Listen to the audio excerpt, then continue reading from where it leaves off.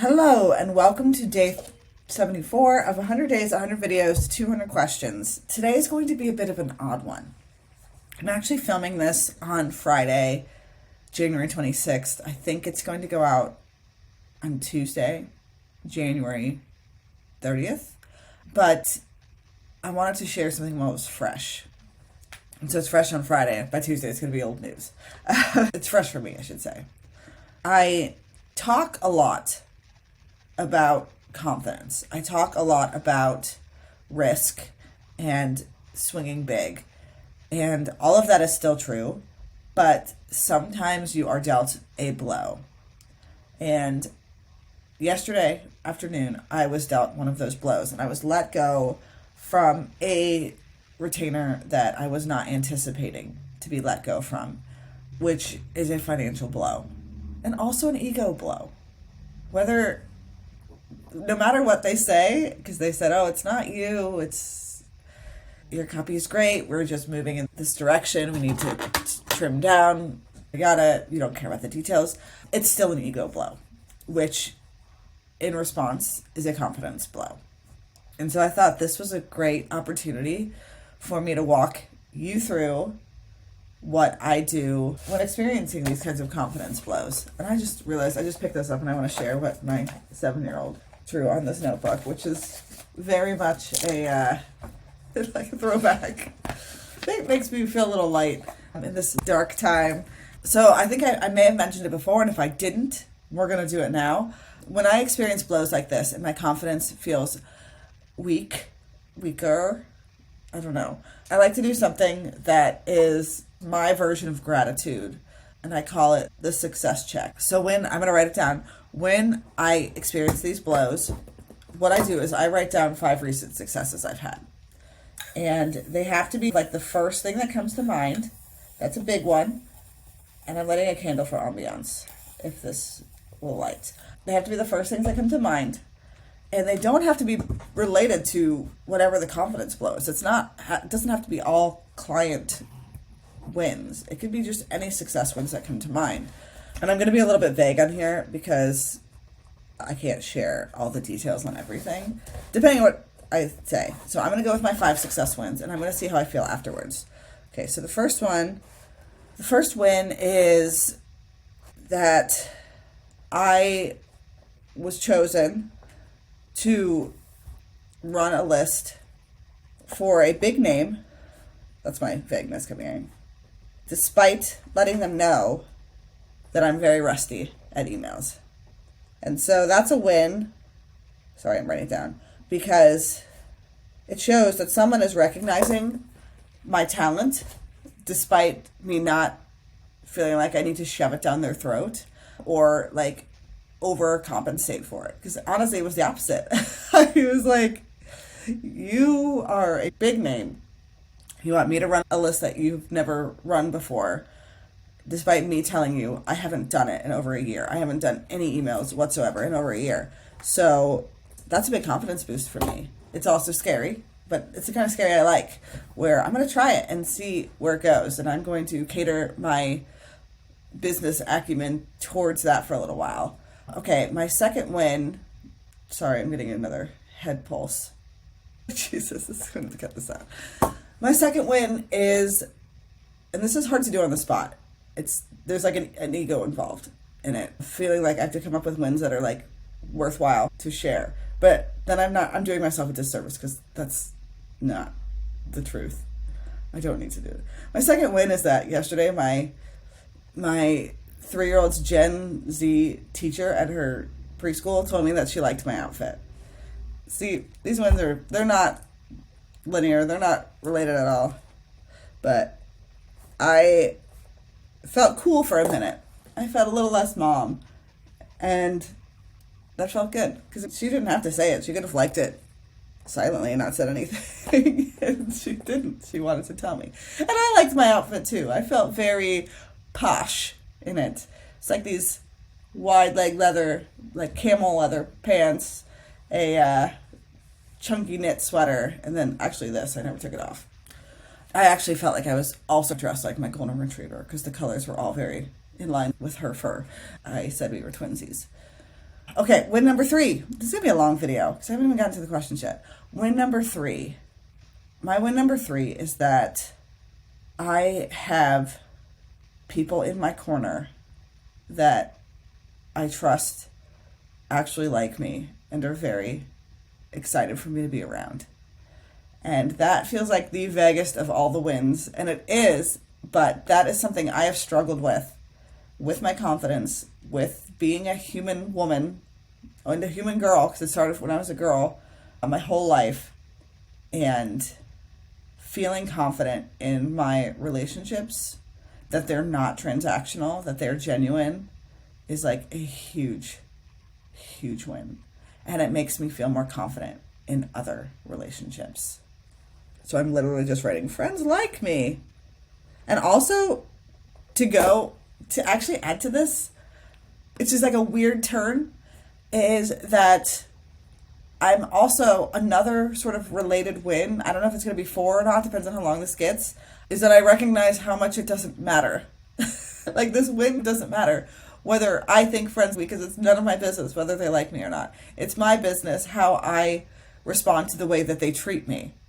If they don't like me, but they're treating me like they do, that's enough. Sure, I probably don't want to be telling secrets and things to those people, but I can't control the way that they feel about me. I can only control the way that I respond to their actions. And me feeling like they like me is, I'm going to take that as they like me and not read into it and try to find all the ways that they don't. Because that is something old Whitney would do. That's number 4. That's number 4. Mindset growth.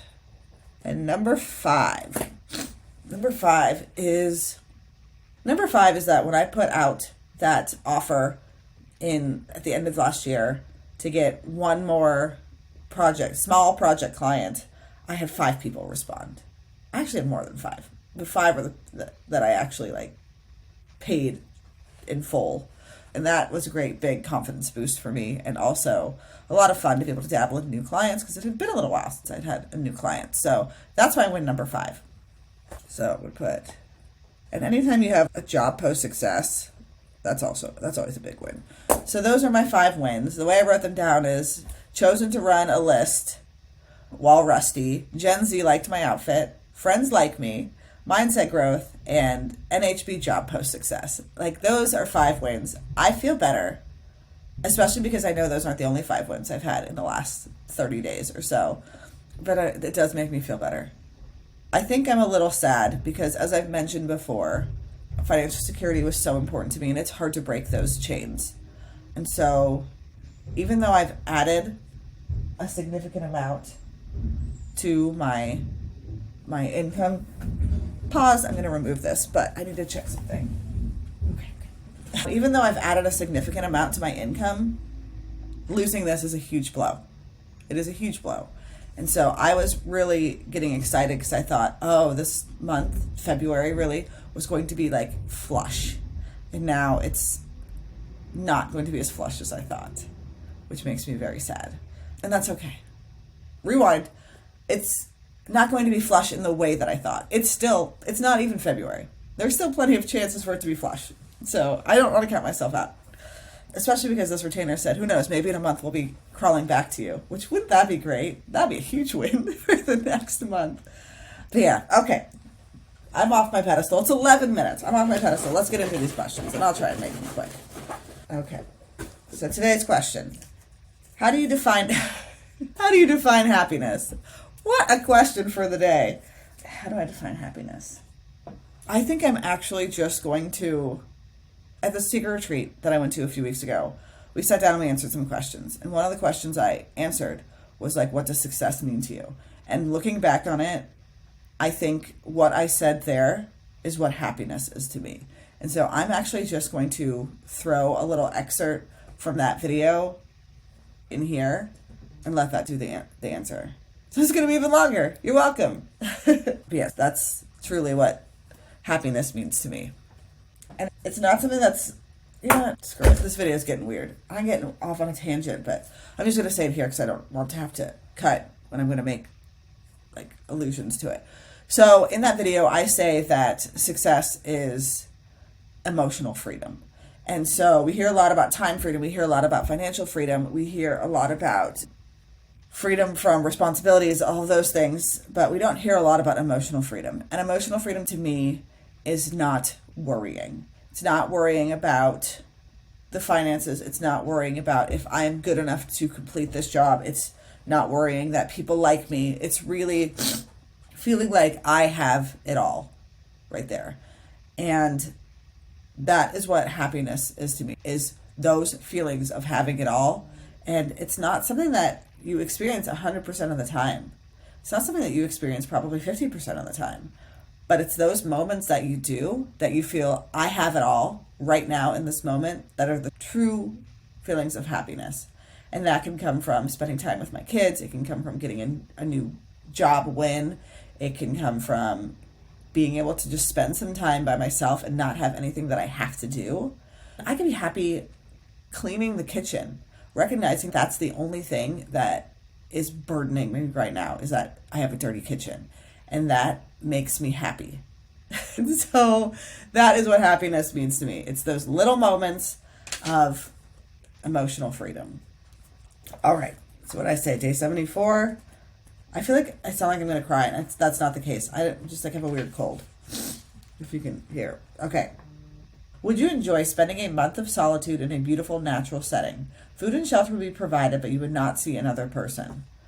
I'm conflicted on this question because, yes, I love being alone. I think being alone for a month would be wonderful, especially with food and shelter being provided. And I'm going to assume there would be some sort of entertainment, whether it be books or TV or writing, art, hiking, like something I could do. But at the end of the day, I would not see another person. That, for the most part, would be fine. I would 100% do it, as long as it's not like solitary confinement. Like that I'm not interested in.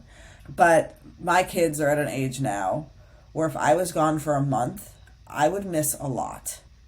I would come back and they would be different people because they're going through such rapid development at 7 and 3, almost 4. So for that, I would not do it. But I would be sad about not doing it for my own self. But the loss would be too great right now in my life. Now, a weekend of solitude, I would take in a heartbeat. Okay. All right. This is 16 minutes long. This is day 74. Is that what I just said? Day 74 of 100 days, 100 videos, 200 questions. Thank you so much for watching. I hope that you gained a little bit of insight into how you can rebuild your confidence and feel good about yourself and maybe gain some emotional freedom, aka happiness. I hope you have a great day. And as always, I will see you tomorrow.